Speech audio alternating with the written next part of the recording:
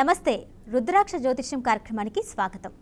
మీకు జీవితంలో ఉన్న అన్ని సమస్యలకు సంబంధించి అనగా వివాహానికి సంబంధించి, సంతానానికి సంబంధించి, విద్య, ఉద్యోగం, వ్యాపారం లాంటి సమస్యలకే కాకుండా పేర్లో చిన్న మార్పుల ద్వారా మీకున్న అన్ని సమస్యలకు చక్కటి పరిష్కార మార్గాలు తెలియచేయడానికి మనతో పాటు స్టూడియోలో ఉన్నారు ప్రముఖ ఆస్ట్రో న్యూమరాలజిస్ట్, రుద్రాక్ష జెమ్స్ ఎక్స్పర్ట్ డాక్టర్ రాజశేఖర్ గారు. వారితో మాట్లాడదాం. మేడం నమస్తే. మేడం నమస్తే అండి. మేడం, ఇప్పుడు జెమ్స్ అనేది న్యాచురలా కాదా అని ఎలా తెలుసుకోవచ్చు? అలాగే కొన్ని జెమ్స్ ఉంటాయి, కాస్ట్లీగా ఉన్నాయి, మనకు పనిచేస్తాయి అంటారా, లేదంటే తక్కువ కాస్ట్లోనే పనిచేస్తారా? అంటే జెమ్స్ కాస్ట్లీవే పనిచేస్తాయా? కొన్ని క్యారెట్ 1 lakh అలా ఉంటాయి కదా. కనకపుష diamond is very costly gem. కొన్ని కనకపుష రాగం క్యారెట్ 50-60 వేలు ఉన్నవి ఉంటాయి. 5,000 పర్ క్యారెట్ ఉంటుంది, 50,000 ఉంటుంది, 1 lakh ఉంటుంది. అలా చాలా కాస్ట్లీ ఉంటాయి. అంటే హయ్యర్ కాస్ట్ ఉన్నదే జమ్ పనిచేస్తుందా అని చాలామంది అందరూ మరి ఎఫెక్ట్ చేయలేరు కదా అంత ప్రైస్. మరి అందరికీ అందుబాటులో అసలు జమ్స్ ప్రైస్లో జమ్స్ అసలు ఉన్నాయా అట్లాంటివి డౌట్ వస్తూ ఉంటుంది. సో జమ్ అన్నది న్యాచురల్ అన్నది లో ప్రైస్లో కూడా మనకు అందుబాటులో ఉంటుందండి. ఫర్ సపోజ్ కనకపుష్పరాగం అంటే అది హయ్యర్ ప్రైజ్ ఉంటుంది, లోయర్ ప్రైజ్ ఉంటుంది. అంటే లోయర్ ప్రైజ్ వేసుకున్నంత మాత్రాన మనకి పవర్ తక్కువే అందుతుంది అన్నది ఏమీ ఉండదు. లోయర్ ప్రైజ్ వేసుకుని అది న్యాచురల్ జమ్ అయి ఉంటాయి. సో మెయిన్లీ జమ్ అంటే ల్యాబ్ సర్టిఫైడ్. ఇప్పుడు ఫర్ ఎగ్జాంపుల్ ఏంటంటే ఇట్లా ల్యాబ్ సర్టిఫైడ్ జమ్స్ అన్నది మనం తీసుకున్నట్టయితే ల్యాబ్లో ఇట్లా న్యాచురల్ ఎమరాల్డ్ అని ఇచ్చారు, ఇది ల్యాబ్ సర్టిఫికేట్. సో ఇది క్యారెట్ ప్రైస్ తక్కువే ఉండొచ్చు, బట్ ఇట్స్ న్యాచురల్ కాబట్టి ఇది వర్క్ చేస్తుంది. బట్ ఈ జమ్ ఏంటి మెరవట్లేదు. మీరు ఈ జమ్ చూసినట్టయితే చాలా డల్గా కనబడుతుంది, ఇంక్లూజన్స్ కూడా ఉన్నాయి లోపట. సో ఇలా ఉన్నా కూడా ఇది న్యాచురల్ కాబట్టి it will work. So costly జమ్లో ఏమవుతుంది అంటే, సో చూడండి ఇట్లా లోపల చూడండి ఇంక్లూజన్స్ ఉంటాయి, but it's certified, government lab నుంచి సర్టిఫై చేసింది కాబట్టి. సో ఇది ఏంటంటే ఈ జమ్ అనేది వర్క్ చేస్తుంది అనమాట. మనకి ఇలాంటి జమ్స్ వర్క్ చేస్తే, కాకపోతే ఇది కొంచెం క్యారెట్ కాస్ట్ తక్కువ ఉంటుంది, లోపల కొద్దిగా ఇంక్లూజన్స్ ఉండి అలా కనబడుతుంది. సో ఇది ఎమరాల్డ్ జమ్. అండ్ నెక్స్ట్ ఇదే దాంట్లో న్యాచురల్ రూబీ అని సర్టిఫైడ్, ఇది కూడా ఇట్లా అనమాట. సో మనకి ట్రాన్స్పరెన్సీ లేదు ఈ జమ్లో, బట్ ఏంటంటే సాలిడ్గా కనపడ, లోపల అవతల ఏముందో ట్రాన్స్పరెన్సీ కనిపించట్లేదు, కానీ న్యాచురల్ అని ల్యాబ్ సర్టిఫైడ్ ఉంది. సో ఇదొకటి. అండ్ ఇది కూడా పుష్యరాగంలో వైట్ సఫైర్ అని ల్యాబ్ సర్టిఫైడ్, ఇది కూడా విత్ ఈ ల్యాబ్ సర్టిఫికెట్ ఎప్పుడైతే ఇచ్చి జమ్ వెయిట్ అన్నీ ఇచ్చారో దీన్ని బిలీవ్ చేయొచ్చు. ఇది మనకి అఫోర్డబుల్ ప్రైజెస్లో ఉంటాయి. అంటే ఇప్పుడు మరి మీరు అడగచ్చు డిఫరెన్స్ ఏంటండి కాస్ట్లీ జమ్కి దీనికి అంటే. సో చాలా వరకు జమ్ని ప్యూరిఫై చేసి దానిలో గ్లాస్ లాగా ట్రాన్స్పరెన్సీ కొన్ని జమ్స్ తీసుకొస్తారు. సో ఆ ప్యూరిఫికేషన్కి రేట్ ఎక్కువ పడుతుంది. ఓకే. సో రా మెటీరియల్ ఏదైనా ఒకటే అండి, రా ఇవి తీసుకొని కట్ చేస్తారు, వీటిలో ఎక్కువ ప్యూరిఫికేషన్ చేయరు. ఎందుకంటే ప్యూరిఫికేషన్ చెయ్యనివే మనకి బాగా పనిచేస్తాయి కదా. ఎందుకంటే ముడి బియ్యం తిన్నప్పుడు మనకి ఎంత బలం ఉంటుంది. సో దాన్ని పాలిష్ పెట్టే కొలది ఏమవుతుంది, క్వాలిటీ పడిపోతుంది. అలాగే జమ్స్లో కూడా మోర్ పాలిష్డ్ అన్నవి మీకు వర్కింగ్ కెపాసిటీ తగ్గిపోతుంది. ఇలా ఒక మాదిరిగా పాలిష్ పెట్టినవి తక్కువ కాస్ట్కి వచ్చినా కూడా వర్క్ చేస్తాయి. సో ల్యాబ్ సర్టిఫైడ్ ఉండి, సో ఆరా స్కానర్ ద్వారా కూడా ఒక టెస్ట్ చేస్తాము, లేదు అంటే ల్యాబ్ సర్టిఫై ఉందంటే మనం బిలీవ్ చేయొచ్చండి. ఆ జమ్ పెట్టుకుంటే ఆ కాస్మిక్ రేస్ని మన బాడీలోకి త్రూ ఇన్వైట్ చేసి, మన బాడీలో ఏ రేస్ అయితే తక్కువ ఉందో ఆ జమ్ ద్వారా అది ఇన్వైట్ అవుతుంది బాడీలోకి, స్కిన్ ద్వారా వెళ్తుంది లోపలి. సో అది న్యాచురల్ అయితే మనకి హెల్త్ ప్రాబ్లమ్స్ రాకుండా ఉంటాయి. అది అన్యాచురల్ అయితే ప్లాస్టిక్ అలా వేసుకుంటే ఇక్కడంతా స్కిన్ ప్రాబ్లం వచ్చి హెల్త్ ప్రాబ్లమ్స్ కూడా వచ్చేస్తాయి. సో ఇది జాగ్రత్తగా చూసుకొని జమ్స్ వాడినట్టయితే మనకి, అందుకే అందరికీ ఎఫెక్టబుల్ ప్రైస్లోనే మనము చెప్తున్నాం, సామాన్యులు కూడా దాన్ని బేర్ చేసేటట్టుగా. సో జమ్స్ అంటే చాలా హై రేట్, అంత హై రేట్ పెట్టుకుంటేనే మా సమస్యలు తీరుతాయి, లేకపోతే కాస్మిక్ రేస్ని మేము ఇన్వైట్ చేసుకోగలుగుతాం అనేది ఏమీ ఉండదు. లో ప్రైస్లో కూడా మనం ఇన్వైట్ చేసుకోవచ్చు, ఆ పాజిటివ్ రిజల్ట్స్ అనేది పొందొచ్చు. ఇది జమ్స్లో ముఖ్యంగా టెస్టింగ్ ల్యాబ్స్ని నమ్మి న్యాచురల్ అంటే మనం యూజ్ చేయొచ్చు. కాస్ట్ ఎంత అన్నది మనం పట్టించుకోవాల్సిన అవసరం లేదండి, అఫోర్డబుల్ ప్రైస్ అట్లా. అంటే మేడం, జనరల్గా ఈ జెమ్ మనకి సెట్ అవుతుంది అని మనకి ఎలా తెలుస్తుంది అంటే, చాలా చోట్ల మనం చూస్తూ ఉంటాం, కొంతమంది ఇది వేసుకోండి, కొంతమంది దగ్గరికి వెళ్తే ఇది వేసుకోండి అని చెప్తారు. అంటే కరెక్ట్గా మనం ఎలా తెలుస్తుంటారు? సో క్వాలిఫైడ్ పర్సన్స్ ద్వారా. అండ్ వాళ్ళు ఒకసారి ఎలా అంటే అండి, ఈ బిలీవ్ సిస్టమ్ ఎలా అంటే వాళ్ళు ఒక ప్రెడిక్షన్కి వస్తారు, వచ్చినప్పుడు మనం చెప్పింది వాళ్ళకి రైట్ అయినప్పుడు ఇంకా ఆస్ట్రాలజర్ మీద బిలీవ్ ఎక్కువ అవుతుంది. సో పలానా టైంలో ఈ పంతులు గారిని కలిసాను, లేకపోతే ఈ మేడం గారిని కలిసాను న్యూమరాలజీ కోసమో, నాకు తను చెప్పిన తర్వాత సమ్వాట్ చేంజ్ అనేది కనబడుతుందని సెల్ఫ్ రియలైజేషన్ చేసుకుంటారు. అప్పుడు వాళ్ళని ఎక్కువ నమ్ముతారు, వాళ్ళు చెప్పింది ఫాలో చేస్తారు. అంటే వాళ్ళకి అది తెలిసింది కాబట్టి. సో గుడ్డిగా ఈ రోజుల్లో ఎవరు నమ్మరండి ఏది. వాళ్ళకి అది అనిపిస్తేనే అది మళ్ళీ కొన్ని వెంటనే జమ్ కూడా తీసుకోరు. కొన్ని నేమ్ కరెక్షన్స్ అవి ఇస్తుంటాం కదా, అది వాళ్ళకి చేంజ్ సంథింగ్ తెలిసినప్పుడే బిలీవ్ చేస్తారు, మళ్ళీ వచ్చి జమ్ తీసుకుంటారు. సో అట్లా బిలీవింగ్ సిస్టమ్ అనేది నడుస్తుంది. కానీ కొంచెం రిలయబుల్ పర్సన్స్, ఇలా గైడెన్స్ ఇచ్చేవాళ్ళు, ఆస్ట్రాలజీ న్యూమరాలజీ వైజ్ ఇచ్చే వాళ్ళదే తీసుకుంటే కొంచెం బెటర్ అండి. సో గైడెన్స్ అనేది కరెక్ట్గా ఉంటుంది, మళ్ళీ మనం వెళ్ళి అడగడానికి ఒక స్కోప్ ఉంటుంది. ఇంకా బయట ఎక్కడైనా మనం తీసుకున్నా కూడా అది సబ్జెక్ట్కి రెస్పాన్సిబుల్ కాదు, ఓన్లీ కమర్షియల్గా ఉంటారు కాబట్టి, సబ్జెక్ట్ రిలేటెడ్ ఇవన్నీ ఉంటాయి కాబట్టి అది ఒకసారి థింక్ చేసి కన్సర్న్గా క్వాలిఫైడ్ పర్సన్ దగ్గరికి వెళ్ళి అండ్ వాళ్ళ మీద ఉండే నమ్మకంతో తీసుకుంటేనే మంచిదన్నమాట. అలా అడ్వైజ్. ఇంకా వన్ మోర్ క్వశ్చన్ మేడం, అంటే జెమ్ అనేది మనం పెట్టుకుంటాం, అంటే బర్త్ స్టోన్ ఒకటి ఉంటుంది మనకి. అలా కాకుండా ఒక పీరియడ్ అనేది నడుస్తూ ఉంటుంది, కొంతమందికి కలిసి వచ్చే పీరియడ్, లేదంటే కొన్ని ఇబ్బందులు ఉండే పీరియడ్ ఉంటుంది. ఆ పీరియడ్కి కూడా సపరేట్ జెమ్స్ అనేది అని పెట్టుకోవాలంటారా? ఒక్కొక్కసారి దశ చేంజ్ అవుతున్నప్పుడు, గోచారంలో ప్రాబ్లం వచ్చినప్పుడు ఒక బర్త్ స్టోన్ కాకుండా స్పెషల్ జెమ్ ఉంటుంది, అది సజెషన్ ఉంటుంది. అంటే సర్టన్ పీరియడ్కే ఉంటుంది, 1 year 2 years తర్వాత అది తీసేయాల్సి వస్తుంది. అది కూడా అప్పుడు మనం, ఎందుకంటే సడన్గా జాబ్ పోయింది, లేకపోతే సడన్గా హెల్త్లో ప్రాబ్లం వచ్చింది, అప్పుడు ఆ పీరియడ్కి జమ్ ఒకటి ఉంటుంది. అది బర్త్ స్టోన్ ఆల్వేస్ ఎప్పుడూ ఉంటుంది, దాంతోపాటు కూడా అది కూడా పెట్టుకోవచ్చు అట్లా. ఓకే. అలాగే మనకి బయట చూసుకుంటుంటే కంటిన్యూస్గా చాలామందికి అబార్షన్స్ అవుతూ ఉంటాయి, లేదంటే సంతానం కింద చాలా సమస్యలు వస్తూ ఉంటాయి.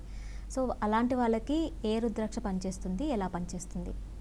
సో సంతాన సమస్యలు అనేవి ఇప్పుడు యూత్లో చాలా ఎక్కువ ఉన్నాయండి. కొత్తగా మ్యారేజ్ అయిన జంటలకి కానీ లేట్ అవుతుంది, 1 year 2 years 3 years అలా లేట్ అయిపోతుంది. సో ఇట్లా లేట్ అయిపోతున్నప్పుడు అంటే ఈ కాలంలో అది ఎక్కువైపోయిందండి. పూర్వకాలంలో కొంచెం తక్కువ ఉండేది. వివాహం అయిన వెంటనే మేబీ వాళ్ళు ప్రయారిటైజ్ వైజ్ కావచ్చు, ఇప్పుడు ఉండే ఫుడ్ కండిషన్స్ కావచ్చు, హెల్త్ కండిషన్స్ కావచ్చు, సర్కమస్టెన్సెస్ కావచ్చు, లేకపోతే కెరియర్ కోసం వాళ్ళు ఒక 1 year 2 year డిలే చేస్తే అది మళ్ళీ ఇంకా 2-3 years డిలే, ఇలాగ ప్రాబ్లమ్స్ ఎక్కువ అవుతున్నాయి. సో వీటికైతే రుద్రాక్షలు ఉన్నాయి. సో ఎప్పుడైతే అబార్షన్స్ అన్నది కూడా మనకి జాతకంలో ఒక రకమైన దోషం అనమాట. నాగదోషం కానీ సర్పదోషము ఏదైనా జాతకంలో ఉంటే కంటిన్యూస్ అబార్షన్స్, లేకపోతే అసలు కన్సీవే కాకపోవడము, కన్సీవ్ అయిన 3-4 monthsకి చనిపోవడము బేబీ, అలాంటి కేసెస్ ఉంటాయి. లేకపోతే డెలివరీ అయిన 9th month అయిన తర్వాత బేబీ చనిపోయే కేసెస్ కూడా ఉంటాయి. ఇవన్నీ కూడా సర్పదోషాల కింద వస్తాయి. ఈ సర్పదోషం ఉంది అంటే కాలసర్పదోషం కానీ కుజదోషం కానీ ఇలాంటి దోషాలు ఉన్నాయంటే ఫ్యామిలీ పార్ట్లో ఎక్కడో ప్రాబ్లం ఉంటుంది. ఐదర్ మ్యారేజ్ లేట్ అవ్వడము, ఒకవేళ మ్యారేజ్ అయిపోతే సంతానం లేట్ అవ్వడము, వీటికి స్పెషల్గా రుద్రాక్షలు ఉన్నాయండి. చాలా మన షోలో ఎన్నో రుద్రాక్షలు నేను చూపించాను.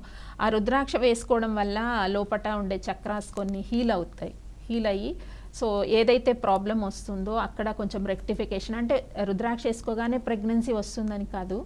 సో మెడికల్గా వాళ్ళకి మంచి పర్సన్ డాక్టర్ తగలడము, వాళ్ళ గైడెన్స్లో వీళ్ళకి రుద్రాక్ష వేసుకుంటారు. ఎందుకంటే రీసెంట్గా ఒకరు వచ్చారనమాట, మ్యారేజ్ అయ్యి 15 years అయింది. సో ఎంతమంది డాక్టర్స్ తిరిగినా ప్రాబ్లం ఏం లేదు, అంత కరెక్టే ఉంది, ఎందుకు రావట్లేదు అని అంటే వెయిట్ చేయండి, మెడిసిన్స్ వాడండి, ఇలా అని చెప్తూ ఉన్నారు. బట్ 15 years అయిపోయింది మ్యారేజ్ అయ్యి. సో వాళ్ళు IVF కూడా వెళ్ళారు, అక్కడ కూడా అది సక్సెస్ కావట్లేదు. ఒక అటెంప్ట్లో సక్సెస్ అవుతుందని కూడా లేదండి, దానికి కూడా బికాస్ ఆఫ్ కర్మ సైకిల్ వల్ల అది కూడా సక్సెస్ అవ్వట్లేదు. ఆఫ్టర్ నేను రుద్రాక్షలు ఇచ్చాను వాళ్ళకి సంబంధించి, అంటే ఈ ప్రెగ్నెన్సీ రిలేటెడ్ గౌరీ రుద్రాక్ష అలా ఉంటాయి, గర్భగౌరీ రుద్రాక్ష అలా ఉంటాయి. వైఫ్ అండ్ హస్బెండ్ ఇద్దరు వేసుకున్నారనమాట. వేసుకున్న తర్వాత ఆ టర్మ్ వెళ్ళిన IVF అనేది వాళ్ళకి సక్సెస్ అయ్యి బేబీ పుట్టారు 15 years తర్వాత. సో మెడికల్కి కూడా అందనివి దైవశక్తి కాబట్టి మెడికల్గా ట్రీట్మెంట్ తీసుకున్నా కూడా రుద్రాక్ష వేసుకుంటే ఏంటంటే ట్రీట్మెంట్ మనకి ప్రాపర్గా బాడీకి రెస్పాండ్ అయ్యి అది వర్క్, అంటే ట్రీట్మెంట్ వాళ్ళు కరెక్ట్ ఇస్తున్నా మన కర్మ వల్ల అది మనకి రెస్పాండ్ అవ్వదు ఒక్కొక్కసారి. సో ప్రాపర్ అంటే ఒక్కొక్క డాక్టర్ హస్తవాసి మన పని చేయకపోవచ్చు, వాళ్ళని మనం ఏం అనలేము, మన కర్మ సైకిలే రీజన్. సో ఎప్పుడైతే ఆ రుద్రాక్ష వేసుకున్నామో ప్రాపర్ వేలో ట్రీట్మెంట్ వాళ్ళకి రావడము, ప్రెగ్నెన్సీ సక్సెస్ అవ్వడము, ఆఫ్టర్ 15 years తర్వాత వాళ్ళకి బేబీ పుట్టడం జరిగింది. సో వాళ్ళనే కాదు, ఒక 45 years ఏజ్ ఉన్న ఆవిడ కూడా సో ఆల్మోస్ట్ వాళ్ళు ఎన్నో తిరిగారు, అసలు ఎక్కడ కూడా కన్సీవ్ కాలేదు. ఆఫ్టర్ ఈ గౌరీ రుద్రాక్ష అని ఉంటుంది, సో అది వేసుకున్న తర్వాత ప్రెగ్నెన్సీ అనేది 45 ఇయర్స్ ఏజ్లో కన్ఫర్మ్ అయింది. కన్ఫర్మ్ అయ్యి పాప పుట్టారు, హెల్దీగానే పుట్టారు. సో మేడంకి ఆల్మోస్ట్ అన్ని ప్రాబ్లమ్స్ వచ్చేసినాయి బాడీలో, అయినా కూడా బేబీ పుట్టారు. సో సంతాన యోగము ఉంది అని అంటే ఖచ్చితంగా పుడతారండి. దానికి అబ్స్ట్రక్షన్స్ వస్తున్నప్పుడు మనం ప్రాపర్ రుద్రాక్ష, ఇప్పుడు ఈ గౌరీ రుద్రాక్ష అని, గౌరీ శంకర్ రుద్రాక్ష, అర్ధనాదీశ్వర రుద్రాక్ష, ఇలా కొన్ని ఉన్నాయి. ఫ్యామిలీ ఇంటిగ్రిటీ రుద్రాక్షలే ఉన్నాయి. సో చాలామందికి సందేహం ఏంటంటే మళ్ళీ రుద్రాక్షలు పీరియడ్ టైంలో వేసుకోకూడదే, మళ్ళీ భయాలు కూడా ఉంటాయి చాలామందికి. సో వాటికి అసలు సంతానం కలగడానికే రుద్రాక్షలు ఉన్నాయి. సో అటువంటప్పుడు వాటి గురించి భయపడాల్సిన అవసరం అస్సలు లేదండి. సో చక్కగా అంటే ప్రాబ్లమ్స్ కోసమే రుద్రాక్షలు నిర్దేశించబడ్డాయి కాబట్టి నిస్సందేహంగా రుద్రాక్ష, ఎవరికైతే గైనిక్ ప్రాబ్లమ్స్ ఎక్కువ రిపీటెడ్గా వస్తున్నాయో వాళ్ళకి ఈ గౌరీ రుద్రాక్ష అని ఉంటుంది. సో న్యాచురల్ది కరెక్ట్ మంత్రంతో టైమింగ్తో వేసుకుంటే డెఫినెట్గా వాళ్ళకు ఒక వే ఫైండ్ అవుట్ అవుతుంది వాళ్ళ ప్రాబ్లమ్కి, ఫ్యామిలీ రిలేటెడ్ ప్రాబ్లమ్కి, అలా చిల్డ్రన్ డిలే అవుతున్నా అటువంటివి. సో ఇంకా చాలా మన షోలో చూపించాను 18 ముఖాల రుద్రాక్ష అని చెప్పి అబార్షన్స్ కంట్రోల్ చేయడానికి. కంటిన్యూస్ అబార్షన్స్ వితౌట్ ఎనీ, అది కూడా కర్మ సైకిలే, కంటిన్యూస్ అవుతున్నప్పుడు ఆ రుద్రాక్ష పూజ చేసినా కూడా అబార్షన్స్ కంట్రోల్ అయ్యే ఛాన్సెస్ ఉంటాయి అట్లా. సో డెఫినెట్గా దానివల్ల అయితే రిజల్ట్ ఉంటుంది. సో జనరల్గా మనకి దోషాలు ఏమైతే ఉన్నాయో, కర్మాస్ ఏమైతే ఉన్నాయో, ఇవి ఉన్నాయని ఒక మనిషి ఎలా తెలుసుకోగలరు? అంటే వాళ్ళ లైఫ్లో ఒకటే ప్రాబ్లం ర్యాండమ్గా రిపీట్ అవుతూ ఉంటాయి. సపోజ్ కర్మ సైకిల్ ఉంది అని అంటే ఒక మ్యారేజ్ చేసుకుంటారు, ఏదో ప్రాబ్లం వచ్చి ఇక నాకు కుదరలేదని డైవర్స్, మళ్ళీ మ్యారేజ్ చేసుకుంటారు, మళ్ళీ సేమ్ ప్రాబ్లం, మళ్ళీ ఇది రిపీట్ అవుతున్నప్పుడు ఇది ఏదో కర్మ సైకిల్ ఉందని మనం గుర్తించాలి. సపోజు లవ్లో పడతారు, ఒక లవ్ ఫెయిల్యూర్ అవుతుంది ఒక సమ్ ప్రాబ్లంతో, మళ్ళీ లవ్లో పడతారు, మళ్ళీ అదే ప్రాబ్లం, ఏదో నాకు అచ్చిబాటు రావట్లేదు, ప్రేమ అచ్చిబాటు రావట్లేదు, లేదా పెళ్ళి అచ్చిబాటు రావట్లేదు, ఇట్లా అంటారు కదా, అది కర్మ చాలా ఎక్కువ ఉన్నట్టు సైకిల్. సో ఆ సైకిల్ని మనం బ్రేక్ చేయాలి అని అర్థం. బ్రేక్ చేయాలి అంటే లోపల దానివల్ల అయ్యే గాయాలకి హీలింగ్ అవ్వాలి. హీలింగ్ అంటే మంత్ర ఉంటుందండి, రెగ్యులర్గా మంత్రతోటి హీల్ అవుతాము, అది సెల్ఫ్ హీలింగ్ అంటారు, సబ్ కాన్షియస్ మైండ్ హీలింగ్ ఉంటుంది. ఆ రెగ్యులర్ మంత్రతో హీలింగ్, ఏదైతే జాతకంలో దోషం ఉందో, ఒకవేళ జాతకం లేకపోయినా మనం టారో కార్డ్స్ యూస్ చేస్తున్నాం, దాన్ని బట్టి కూడా హీలింగ్ ఎలా తీసుకోవాలో సజెషన్ ఉంటుందండి. ఏ మంత్రం పఠించాలో, ఏ ప్లానెట్ వల్ల ఈ ఇన్నర్ వర్క్ లేక ఇలా రిపీటెడ్గా ప్యాటర్న్స్ జరుగుతున్నాయో తెలుసుకొని ఆ మంత్రతో హీల్ చేయాలి. ఫస్ట్ హీల్ చేసిన తర్వాత అప్పుడు మ్యారేజ్కి వెళ్ళాలి. సో ఒక మ్యారేజ్ ఫెయిల్యూర్ అయిపోగానే మళ్ళీ ఇంకొక మ్యారేజ్కి వెళ్ళిపోయారు అనుకోండి, మళ్ళీ సేమ్ ప్యాటర్న్ రిపీట్ అవుతుంది, అంటే లోపల హీల్ అవ్వలేదు. హీల్ అయ్యి అంటే మంత్ర చేసి మొత్తం అంతా ఏదైతే ఆ థాట్స్ ఉన్నాయో నెగిటివ్ మొత్తము వెళ్ళిపోవాలి మైండ్లోంచి. అంటే మనము ఒక మ్యారేజ్ బ్రేక్ అయినా కూడా దాని రిలేటెడ్ థాట్స్, భయాలు మన మైండ్లో ఉండిపోతాయి. మళ్ళీ ఇంకో మ్యారేజ్ చేసుకున్న వాళ్ళతో కూడా హ్యాపీగా ఉండలేరు, అవే భయాలు వెంటాడుతుంటాయి. ఫస్ట్ ఆఫ్ ఆల్ వీళ్ళకి ఆ భయం ఉండకూడదు, మళ్ళీ అవే మిస్టేక్స్ లైఫ్లో జరుగుతాయని వీళ్ళు నమ్మలేరు. భయం, ఫస్ట్ మ్యారేజ్లో అతను అలా బిహేవ్ చేశారు, లేదా ఆమె అలా బిహేవ్ చేసింది, మళ్ళీ ఇలాగే జరుగుతోంది, ఇలాగే అవుతుందేమో, ఆ భయంకే మళ్ళీ విడిపోతారు. సో అక్కడ ఏమైంది, ఇన్నర్ హీలింగ్ జరగలేదు. ఇన్నర్ హీలింగ్ అంటే గాయం మానకుండా మనం ఇంకొక దానికి వెళ్ళినా పాతది రేగుతూ ఉంటుంది. సో దానికోసమే రుద్రాక్ష మంత్రతో మొత్తం సబ్ కాన్షియస్ మైండ్లో ఉండే థాట్స్ అవే కర్మాస్ అండి. మనం ఏ మిస్టేక్ చేసినా అది థాట్ రూపంలో సబ్ కాన్షియస్ మైండ్లో ఉండిపోతుంది, దాన్ని తీసేయాలి ఫుల్గా. తీసేస్తే అప్పుడు నెక్స్ట్ మ్యారేజ్కి వెళ్ళాలి, లేకపోతే ఒక బేబీ అబార్షన్ అయిన తర్వాత మళ్ళీ దాని నుంచి హీల్ అవ్వాలి, మంత్ర పరిహారం చేసుకొని అప్పుడు నెక్స్ట్ కన్సీవ్ ప్లాన్ చేయాలి. లేదంటే మళ్ళీ నెక్స్ట్ గ్యాప్ ఇవ్వకుండా ప్లాన్ చేసామంటే అవే మెమరీస్ ఉండిపోతాయిగా. అప్పుడు నాకు 9 months వరకు బేబీ బుట్టి చనిపోయారు, ఆ భయం ఉండేది, మళ్ళీ కర్మ మళ్ళీ రిపీట్ అవుతుంది, మళ్ళీ మనం దాన్నే కర్మని ఇన్వైట్ చేస్తున్నాం. సో పాజిటివ్ థాట్ని యూనివర్స్లోకి పంపించలేకపోతున్నాం, బికాస్ దెబ్బతిని ఉన్నాం కదా.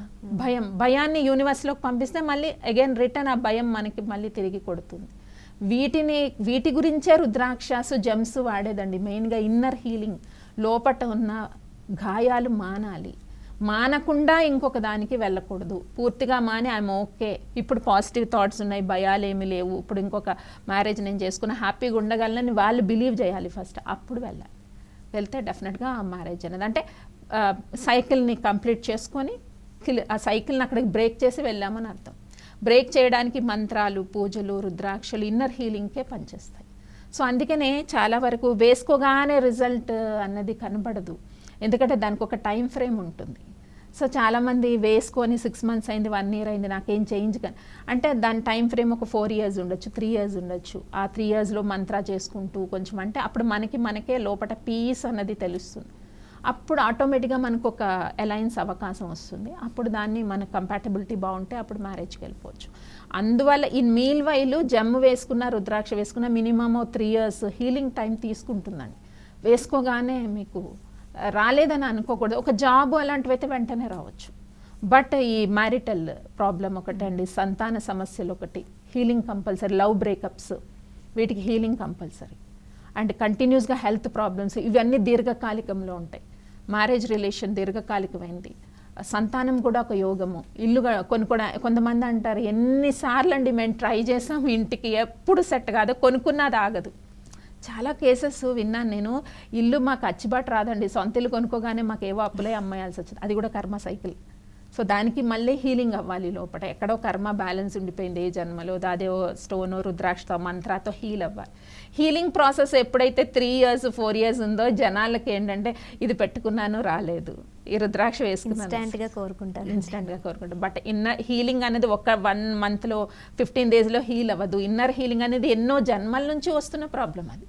సో మనకి దానికి ఒక టైం ఫ్రేమ్, డివైన్ టైమింగ్ ఉండే వరకు ఆ ప్రాబ్లం ఉంటుంది. దాని తర్వాత అది పూర్తిగా హీల్ అవుతుంది. హీల్ అయిన తర్వాత డెఫినెట్గా మళ్ళీ ప్రాబ్లం అనేది రిపీట్ అవ్వదు. ఫర్ ఎగ్జాంపుల్ సింగర్ సునీత గారు రీమ్యారేజ్ చేసుకున్నారు. ఇప్పుడు ఆవిడ చాలా హ్యాపీగా ఉన్నారు. ఎందుకు? చాలా గ్యాప్ తర్వాత. ఫస్ట్ మ్యారేజ్ అంటే ఫర్ ఎగ్జాంపుల్ చెప్తున్నాను, ఫస్ట్ మ్యారేజ్ తర్వాత చాలా గ్యాప్ తీసుకొని చాలా హీల్ అయ్యారు తను. ఇలా ఇప్పుడు చేసుకున్నారు, హ్యాపీ మ్యారిటల్ లైఫ్. ఇప్పుడు అసలు ఎలిగేషనే లేదు ఏ వయసులో చేసుకుంది. సో హీలింగ్ అన్నది అంత హీలింగ్ అయిన తర్వాతనే మనం వెళ్ళాలి. సో అన్ని సంవత్సరాలు కాకుండా అట్లీస్ట్ ఆ హీలింగ్ పీరియడ్ ఒక 3 years 4 years అయినా మినిమం పడుతుందండి అట్లా. కానీ టెంపరీగా రిజల్ట్స్ కొంతమందికి వస్తుంది. నేమ్ కరెక్షన్ తీసుకున్న వాళ్ళకి వెంటనే నాకు జాబ్ వచ్చిందని చెప్తుంటారు. నాకు చాలామంది కరెక్షన్ తీసుకోగానే మంచి జాబ్ వచ్చింది. వాటికి ఏం కర్మ సైకిల్స్ ఉండవన్నమాట. బెటర్ వెంటనే వచ్చేస్తుంది. ప్రమోషన్ కానీ మంచి శాలరీ జాబ్ కానీ అవి కొన్ని వెంటనే జరుగుతాయి. దానివల్ల వాళ్ళకి నమ్మకం వస్తుంది, ఓకే తిని చెప్పిన తర్వాత మాకు బాగుంది అని. అలా మనం కంపేర్ చేసుకోవచ్చు అనమాట. అలాగే మేడం, ఇప్పుడు ఇంట్లో కొంతమందికి చాలామందికి పీస్ ఆఫ్ మైండ్ ఉండదు. అంటే ఏదో బ్లాక్ మ్యాజిక్ చేశారని ఉండొచ్చు. వాళ్ళకి దానివల్ల ఫినాన్షియల్గా చాలా ఇబ్బంది పడతారు. బిజినెస్లో కానీ, జాబ్లో కానీ, లేదంటే ఫ్యామిలీ మెంబర్స్తో కానీ చాలా ఇష్యూస్ వస్తూ ఉంటాయి. అంటే ఇలాంటివి ఏమైనా ఉన్నాయని ఎలా తెలుసుకోవచ్చు? దానికి ఏదైనా రుద్రాక్ష ఉంటుందా? పరిహారం చేసుకోవడానికి ఏమైనా ఉంటాయా? సో బ్లాక్ మ్యాజిక్ చాలామంది వింటుంటాము. మాకెవరో ఏదో చేసినట్టున్నారు, అన్ఈజీగా ఉంటుంది, మాకు కంటిన్యూస్గా ఇంట్లో ప్రాబ్లమ్స్ వస్తున్నాయి, ఏదో చేశారండి అని అంటుంటారు. అసలు బ్లాక్ మ్యాజిక్ అనేది ఉందా? బ్లాక్ మ్యాజిక్ అంటే ఈజ్ నథింగ్ బట్ మన బ్యాడ్ టైం ఉంటే ఎవరైనా నెగిటివ్ పంపించడమే బ్లాక్ మ్యాజిక్. నెగిటివ్ థాట్స్ని పంపించడమే బ్లాక్ మ్యాజిక్ అండి. వాళ్ళు కొంచెం పచ్చగా ఉంటే సో వేడవడం అంటారు కదా, అది ఉన్నది. ఆ నెగిటివ్ వేవ్లెన్స్ మన వరకు తాకుతాయి. అవి తాకి మనకు అన్ఈజీగా అనిపిస్తుంది. సపోజ్ మనం బాగా రెడీ అయ్యి వెళ్ళినా, ఎవరైనా చాలా బాగా అందంగా రెడీ అయ్యారు అనుకున్నప్పుడు కూడా నెగిటివ్ వేవ్లెన్స్ మన మీదకి వస్తాయి. మన శారీ బాగున్నా, డ్రెస్ బాగున్నా, మన గెటప్ బాగున్నా ఈవిల్ ఇలాగా వస్తాయి. వచ్చినప్పుడు మనకి హెడేక్ వస్తుంది. బికాస్ ఆ థాట్స్ అన్నవి వైబ్రేషన్ అవుతాయి. మనకి ఈ మైండ్కి వైబ్రేట్ చేసే శక్తి ఉందండి. ఎంత దూరంలో ఉన్నా నెగిటివ్ వైబ్రేషన్స్ పంపిస్తే అందుతాయి. పాజిటివ్ ఎలా అందుతాయి, నెగిటివ్ కూడా అందుతాయి. సో అలాగే మీకు బ్లాక్ మ్యాజిక్ కూడా వాళ్ళు మన గురించి చెడు కంటిన్యూస్గా అంటున్నా కూడా ఆ వేవ్ లెన్స్ వచ్చి మనని తాకుతాయి. When we are in excellent time అది మనకి ఎట్టి పరిస్థితుల్లో ఇంపాక్ట్ అవ్వదు. మనం బ్యాడ్ టైంలో ఉంటే వెంటనే ఎఫెక్ట్ చూపించి ఇంట్లో వాళ్ళకి హెల్త్ బాగోకపోవడము, వైఫ్ అండ్ హస్బెండ్ గొడవలు అవ్వడము, ఇంట్లో పీస్నెస్ ఉండకపోవడము, డబ్బు నిలవకపోవడం, ఇలా చాలా అది ఇవిల్ అయ్యి అంటాం. అది ఉంటుందండి డెఫినెట్గా. అది depend upon our bad time. అప్పుడు మనకి 7.5 ఏళ్ళ నాటి శని నడుస్తున్న, బ్యాడ్ ఫేజెస్ మన జాతకంలో నడుస్తున్నా ఇవిల్ అయ్యి వెంటనే ఎఫెక్ట్ అవుతుంది. సో అటువంటప్పుడు యూజువల్లీ సిద్ధమాల అని ఉంటుంది బిజినెస్ గెయిన్స్కి. ఇవిలా ఉన్నప్పుడు చాలామందికి సజెస్ట్ చేశానండి నేను. ఇలా ఉంటుంది సిద్ధమాల. సో దీంట్లో ఏకముఖి నుంచి 14 ముఖాలు రుద్రాక్షలు ఉంటాయి, సర్వసిద్ధమాల అని చెప్పి. వాస్తు దోషాలు ఉన్న ఇంట్లో, ఓకే, తర్వాత ఇంట్లో కంటిన్యూస్గా ఇలాంటివి కొంతమందికి డెత్స్ అక్కర్ అవుతుంటాయి. ఇంట్లో ఎవరో ఒకళ్ళు కంటిన్యూస్గా ఏదో ప్రాబ్లం వచ్చి అలాగా కూడా అది కూడా ఇవిలయ్యే. అలాంటి వాటికి రుద్రాక్షని పూజ చేయొచ్చు అండి రుద్రాక్ష. లేదంటే ఇంటి యజమాని ధరించవచ్చు.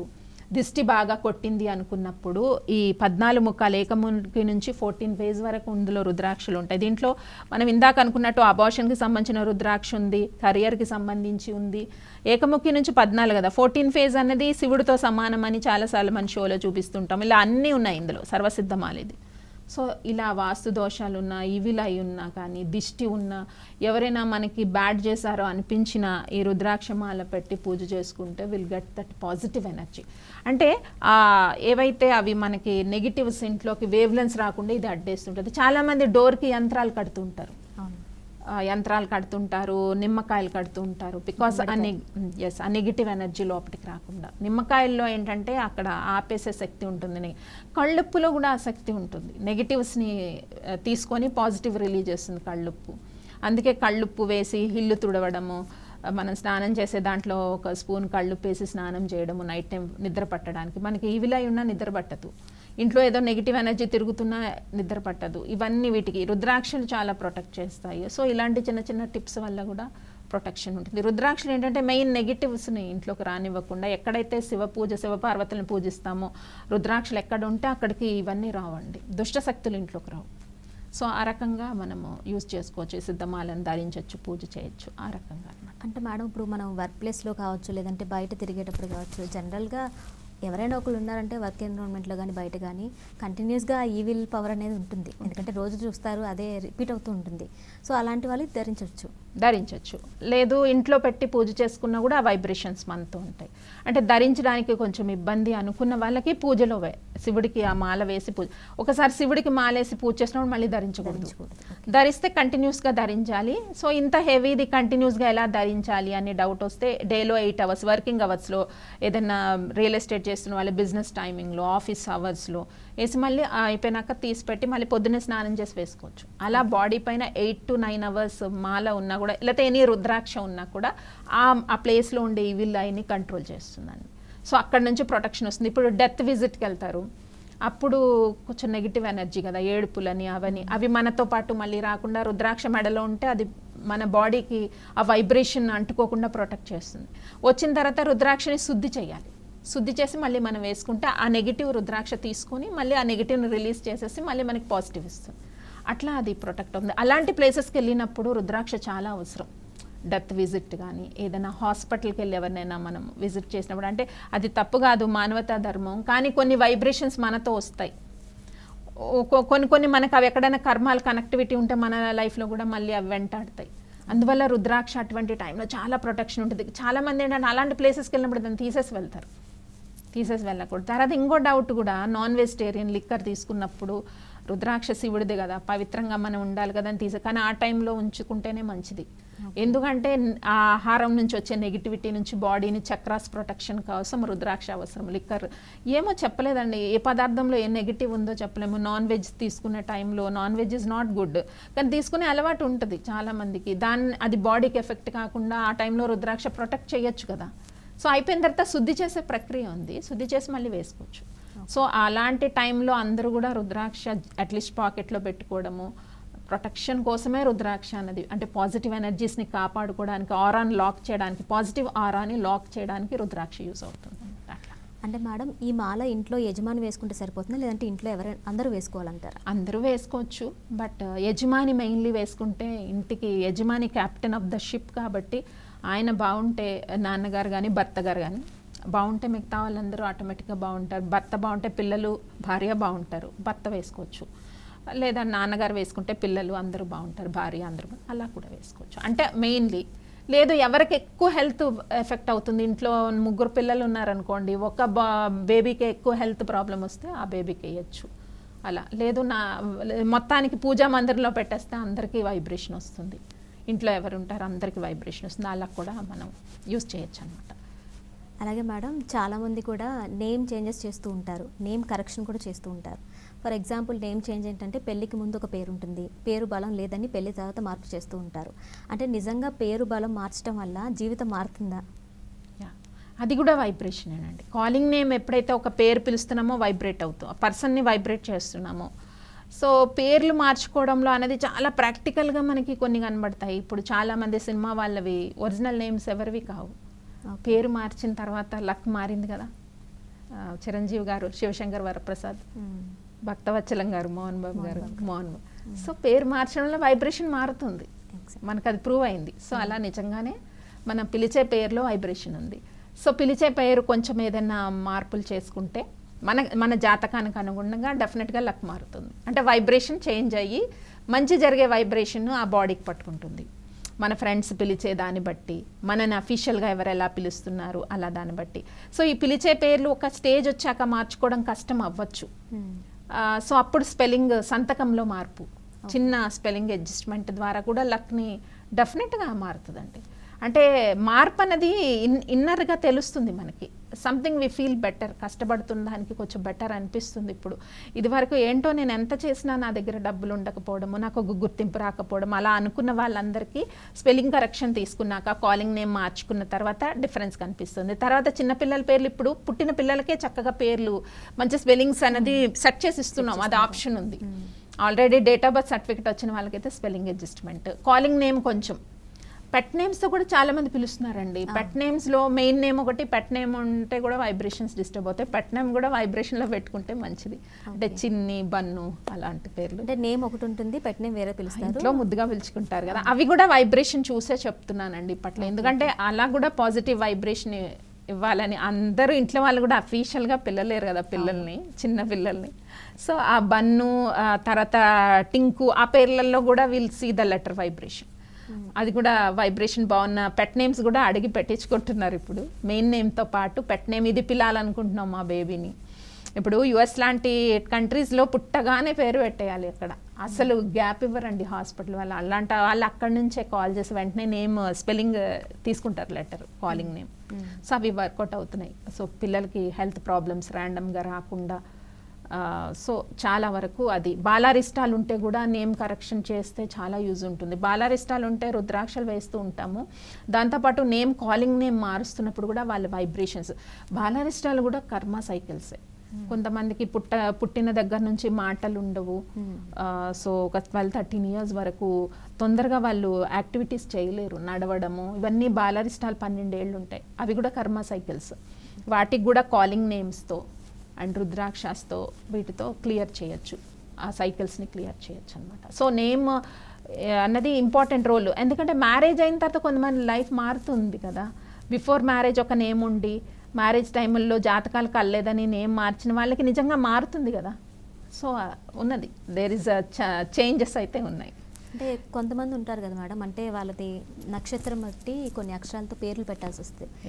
సో వాళ్ళు ఏంటంటే ఏదో ఒక రీజన్తోనో ఈ పేరు బాగుంటుందనో, లేదంటే మేము మొక్కుకున్నామనో ఒక పేరు సజెషన్ తీసుకొని వాళ్ళు అది పెట్టేస్తారు. సో దానివల్ల వీళ్ళ ఫ్యూచర్ ఎలా ఉంటుంది, అంటే వీళ్ళకి ఎలా ఎఫెక్ట్ పడుతుంది? అంటే కొంచెం ఇప్పుడు ఎంత పెద్ద పేరు పెట్టినా మనం పిలిచేది సింపులే, రవళి అని, అలా సింపుల్ నేమ్సే ఉంటాయి. ఒకవేళ పేర్లో వీర వెంకట, నాగవర ప్రసాద్ అని అనుకున్నాం అనుకోండి, వీర వెంకట అలా పిలవట్లేగా మనం. సో అది సర్టిఫికెట్ వరకే అది పరిమితం అయిపోయి కాలింగ్ నేమే అక్కడ ఎఫెక్ట్ ఉంటుంది. సో కాలింగ్ నేమ్ చూసుకుంటే సరిపోతుంది. మీరు మొక్కులు ఉంటే పెట్టుకోవచ్చు, ఎన్ని మొక్కులు ఉన్నా కూడా ఆ పేర్లు తగిలించుకోవచ్చు. కానీ అది సర్టిఫికెట్ వరకే పెట్టి కాలింగ్ నేమ్, సంతకము, వైబ్రేషన్లో పెట్టుకుంటే సరిపోతుంది. అలానే మనం మొక్కులు ఉన్నప్పుడు పెట్టుకుంటాం కదా, యాడ్ చేసుకుంటాం. లేకపోతే తండ్రి గారి పేరు యాడ్ చేయాలని ఉంటుంది, తాతగారి పేరు యాడ్ చేసుకోవచ్చు. బట్ కాలింగ్ నేము, సంతకం షార్ట్లో పెట్టుకోవాలి. ఒకటే కాలింగ్ వినయ్ అనుకోండి, ఒకటే వైబ్రేషన్లో వచ్చేటట్టుగా సెట్ చేసిస్తే వాళ్ళ లైఫ్కి కొంచెం బెటర్ చేసిన వాళ్ళు. ఇప్పుడు న్యూ బార్న్ బేబీస్కి అయితే చాలా బాగుంటుంది అది. ఎందుకంటే స్పెల్లింగ్ వెంటనే బర్త్ సర్టిఫికెట్లో వాళ్ళు ముందు కాంటాక్ట్ చేస్తున్నారు. కానీ ఆల్రెడీ 10th క్లాస్ అయిపోయిన వాళ్ళకైతే కరెక్షన్స్ అవసరం అండి నేమ్లో.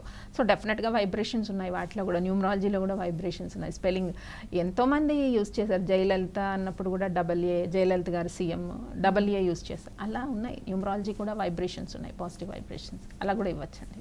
సో మేడం మా స్టూడియోకి వచ్చి మాకు, మా ప్రేక్షకులకి చాలా విషయాలు తెలియజేసినందుకు థ్యాంక్ యూ మేడం. నమస్తే. సో చూసారు కదండి, ఇది ఇవాల్టి కార్యక్రమం. నమస్తే.